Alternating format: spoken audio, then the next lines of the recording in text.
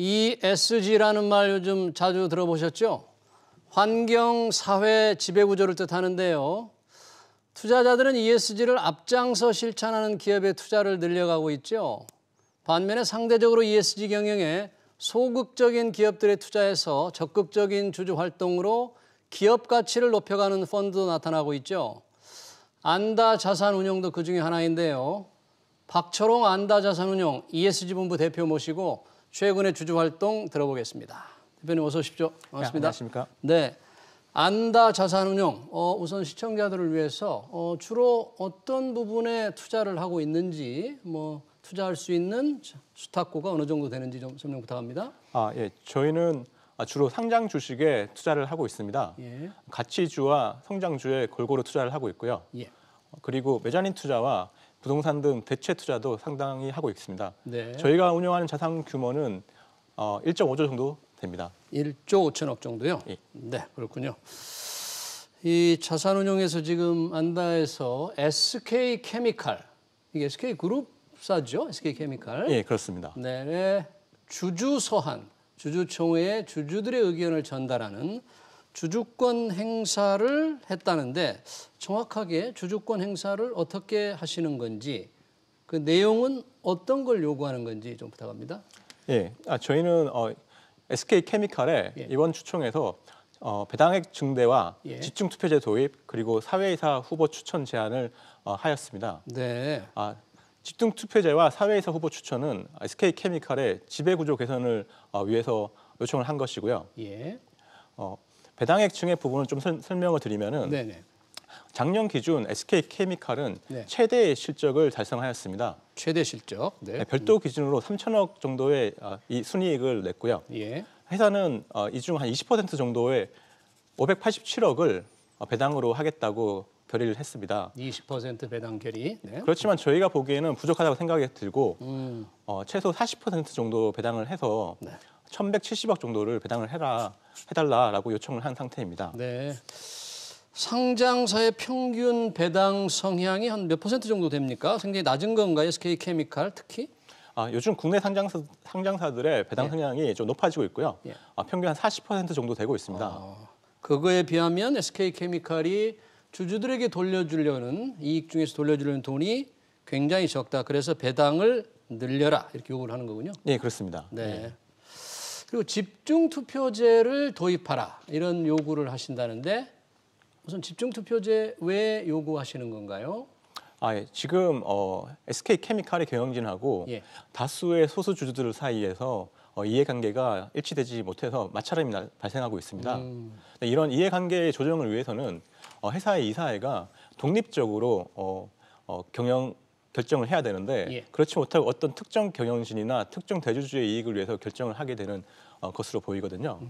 이런 파행을 막으려면은 저희가 지배 구조를 투명하게 해야 되고 예. 지배 구조를 투명하게 하기 위해서는 이사회에 누군가가 참석을 해서 네. 이사회가 독립적으로 운영이 되고 있고 전체 주주의 이익을 위해서 의사 결정이 되는지를 감시 감독할 필요성이 있습니다. 그러니까 집중투표제는 이러한 의미에서 다수의 소수 주주들이 추천하는 이사 후보가 이사회에 진출할 수 있는 합리적인 제도이기 때문입니다. 예, 집중투표제 자세한 설명은 좀 복잡하지만 소액주주들의 의사를 반영해서 이사 선임을 조금 소액주주들에게 유리하게 할 수 있는 건데 지금 SK케미칼 정관에서 집중투표제를 못하게 배제하고 있죠? 네, 그렇습니다. 네, 도입할 수 있는데 법에는 예. 배제하고 있으니까 이거를 도입하라, 배제 조항을 없애라 이런 거 아니겠습니까? 정관을 변경하자라고 네. 제안을 드린 겁니다. 그렇군요. 그렇게 주장하는 것은 지배구조, 소액주주들의 의사를 반영하는 이 지배구조가 문제라는 건데 최근 이슈, 투자자들 여기 관심이 많을 것 같아요. SK케미칼이 SK바이오사이언스를 분할했지 않습니까? 그 후에 SK케미칼 주가 50% 가까이 떨어졌다는데 결국 분할이 잘못됐다고 보십니까? 소액주주들 쪽에서는? 그러니까 제가 보기에는 예. 분할 자체가 잘못됐다고 표현하기는 좀 어렵고요. 분할 이후에 상장을 하면서 그 상장에 따른 이익을 주주들한테 환원하는 정책이나 환원하는 계획에 대해서 전혀 고려를 하지 않았던 것이 문제라고 보입니다. 분할 자체가 잘못된 건 아닌데 분할하면서 소액주주들의 이해관계를 전혀 반영하지 않았다. 예, 그렇습니다. 어떤 건가요? 예를 들어서 미국 같은 경우는 회사의 핵심 사업 부분을 물적 분할해서 상장하는 경우가 거의 없습니다. 아, 그래요? 예. 우리는 요즘 많아서 비난이 많더라고요. 예, 그렇게 되면 어쨌든 모회사의 주가가 할인을 받아가지고 저평가가 되기 때문에 예. 거의 없는데 그렇다 하더라도 미국의 경우에는 자회사의 주식을 모회사의 주식하고 교환하거나 아니면은 자회사의 주식을 이제 모회사의 주주가 인수할 수 있는 기회를 부여하는 등으로 네. 그런 이해관계를 조정하고 있습니다. 네.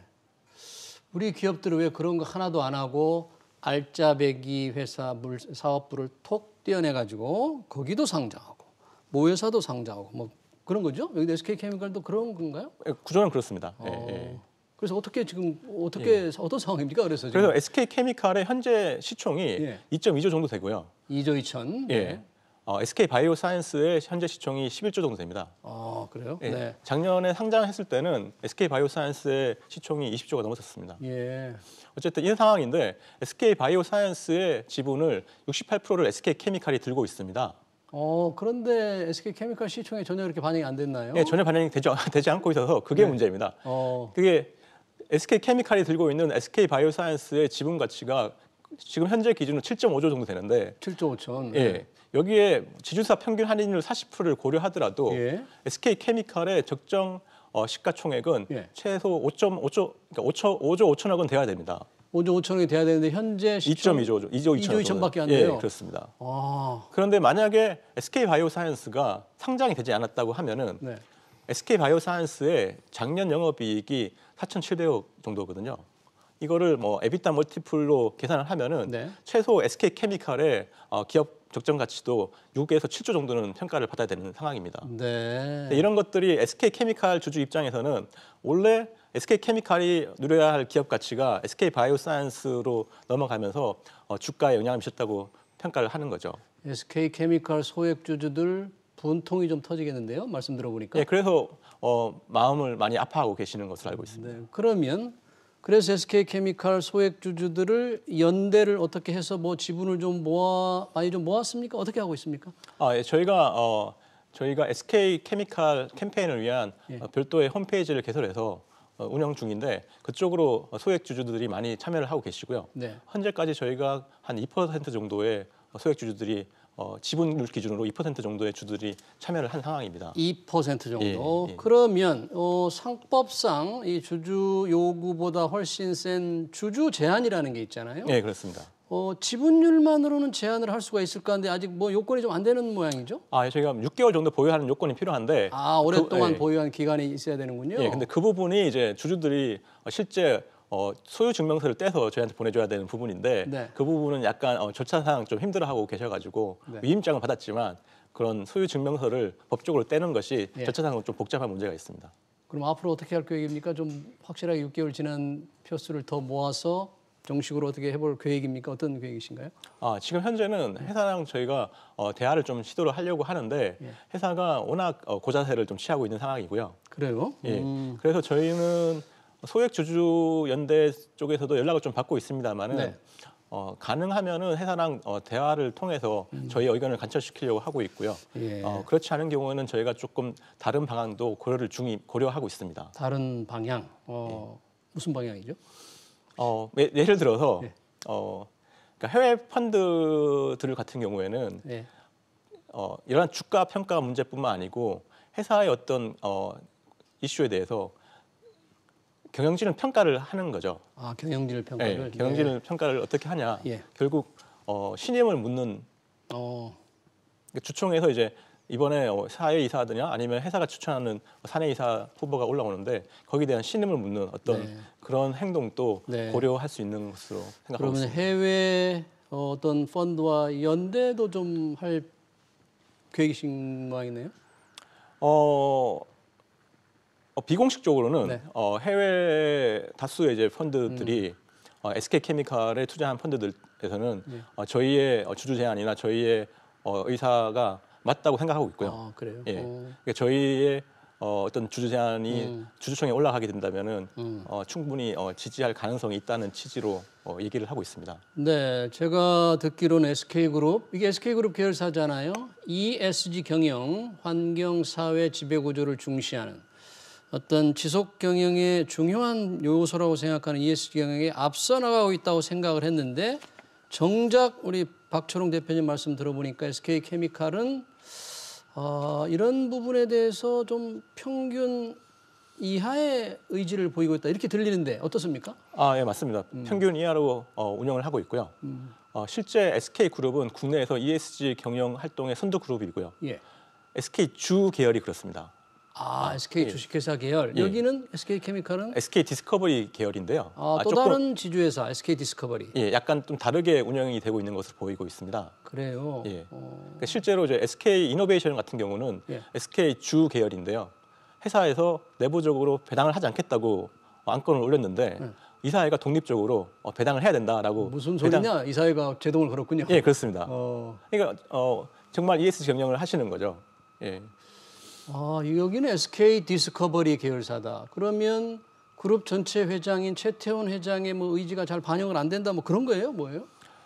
그거는 뭐 내부 사정이어서 제가 모르겠지만 제가 판단하기로는 아마 독자적으로 좀 경영을 하고 있지 않나 그렇게 생각이 들고 있습니다. 네, 그렇군요. 그러니까 이런 소액주주들의 뜻을 반영을 제대로 하면 기업이 가치를 제대로 평가받을 수 있다. 이렇게 지금 보시고 운동을 하시는 거네요. 네, 그렇습니다. 네.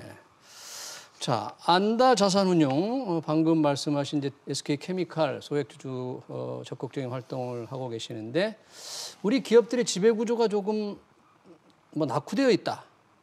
또는 전체적으로 그런 건지 아니면 특정 기업의 문제인지 어떻게 보십니까? 저는 어떤 특정 기업의 문제라기보다는 저희 전체적인 사회 문화에 영향이 있다고 보고 있고요. 기업 지배 구조의 선진화와 투명성은 국가의 문화나 아니면 자본시장의 선진화와도 관계가 있습니다. 예를 들어서 2019년, 2020년에 일본에서는 저희와 같은 주주 행동을 하는 펀드들의 활동이 100차례 이상 있었습니다.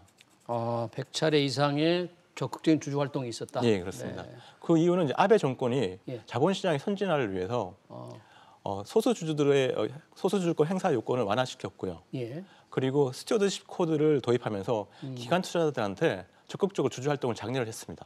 그 결과 일본의 자본시장하고 주식시장이 매우 활성화되었습니다. 네, 그렇군요. 그런 것들이 우리 어떤 코리아 디스카운트라는 거 있잖아요. 우리 주식값 국제적으로 제대로 평가하지 못하는 그게 우리 지배구조 문제의 지배구조의 약점에서 비롯되고 있다고 봅니까 그러면? 저는 기본적으로 코리아 디스카운트 주요 요인이 지배구조의 문제점에 있다고 보고 있습니다. 한국 시장이 이제 미국 시장이나 중국 시장의 의존도가 크기 때문에 대외 시장의 변수 때문에 디스카운트를 많이 받는 경우도 있지만 그보다 주요 원인은 지배구조에 문제가 있다고 보고 있습니다. 지배구조는 특별히 어떤 게 좋다 나쁘다 어느 국가가 잘한다 못한다 기업이 좋다 나쁘다 이렇게 일률적으로 평가할 수 없는 거 아닐까요? 꼭 어떤 정형화된 우수한 모델이 있을까요? 우수한 모델은 미국을 좀 보시면 될 것 같습니다. 예를 들어서 저희가 동남아시아나 중국에 어떤 특정 회사를 투자를 한다고 할 때 그 회사에 5년이건 10년이건 계속해서 투자를 할 가능성이 별로 없지 않을까요? 왜냐하면 그 회사의 경영진에 대한 믿음이 없어서 그런 거고요. 미국의 경우에 저희가 나이키나 애플이나 아니면 마이크로소프트에 투자를 하면 10년이고 20년이고 저희가 투자를 할 수 있지 않을까요? 그러니까 회사 경영진에 대한 믿음이 있는 거죠. 이익이 나면은 주주한테 배당을 하고 회사의 주가에 따라 가지고 회사의 CEO가 평가를 받고 결국 회사의 경영진에 대한 지배 구조에 대한 투명성에 대한 믿음이 있어서 저희가 미국에 많은 투자를 하고 미국의 회사들이 높게 평가를 받는 것이 아닐까 생각하고 있습니다. 네, 그렇군요. 그래서 지배구조, 거버넌스, 지배구조가 좀 약한 기업에 투자해서 적극적으로 이 활동을 해서 기업 가치를 높이겠다는 게 이 안다 자산운용의 하나 이제 경영 목표가 되겠군요. 네, 그렇습니다. 네, 잘 들었습니다. SK케미칼 주주 활동을 하고 있는 안다 자산운용의 박초롱 ESG 본부 대표였습니다. 대표님 고맙습니다. 감사합니다.